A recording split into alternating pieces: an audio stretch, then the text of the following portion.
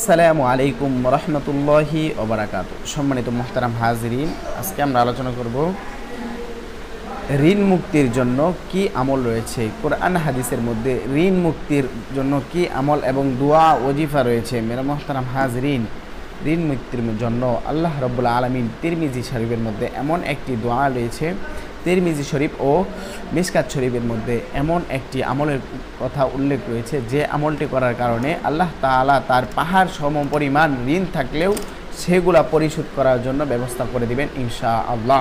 মেরে মোহতারাম হাজিরিন, অবশ্যই আমরা মনোযোগ দিয়ে শুনতে থাকি।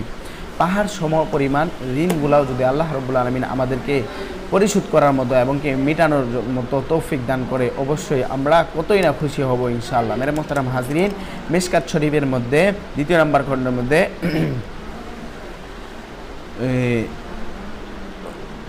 196 আর তিরমিজি শরীফের মধ্যে 2 নম্বর খণ্ড তিরমিজি 2/196, মিশকাত শরীফ পৃষ্ঠা নাম্বার 215 এবং 16 নম্বরের মধ্যে এই ওজিফার কথা উল্লেখ রয়েছে যে ঋণ ও অভাব থেকে মুক্তি লাভের দোয়া।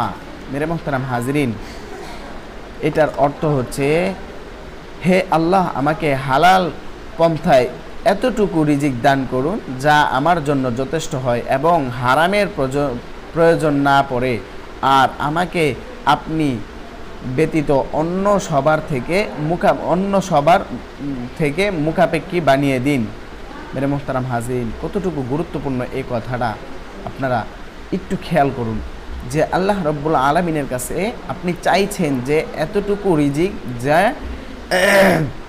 আমার জন্য যথেষ্ট, আপনার জন্য যথেষ্ট, এবং কি হারাম কোন সময় যাতে আপনার প্রয়োজন না পড়ে, হারাম থেকে যেতে আপনি বেঁচে থাকতে পারেন, হারাম থেকে আল্লাহ রাব্বুল আলামিন আপনাকে যেতে বাঁচিয়ে রাখেন, এবং কি আল্লাহ তাআলা ব্যতীত অন্য কারের দিকে যাতে আপনার মাথা ঝুঁকতে না হয়, এই দোয়া করা হয়েছে এই ওজিফার ভিতরে। মেরে মুহতারাম হাজিরিন, সকলে এই দোয়াটা যদি শিখে রাখি, অবশ্যই আল্লাহ রাব্বুল আলামিন আমাদের সকলকেই উত্তম রিজিকের ব্যবস্থা করে দিবেন এবং কি প্রতিনিয়ত আমাদের ঋণ অভাব অনটন দূর করে দিবেন ইনশাআল্লাহ। মেরে মুহতারাম হাজিরিন, এমনই গুরুত্বপূর্ণ আপডেটগুলো প্রতিনিয়ত আপনাদের খেদমতে তুলে ধরছি। নিজেরা উপকৃত হবেন, অন্যদেরকে উপকৃত করার জন্য আমাদের ছোট্ট চ্যানেলটি সাবস্ক্রাইব করে পাশে থাকবেন। ভালো থাকবেন, সুস্থ থাকবেন। নাসরুম মিনাল্লাহি ওয়া ফাতহুন করিব।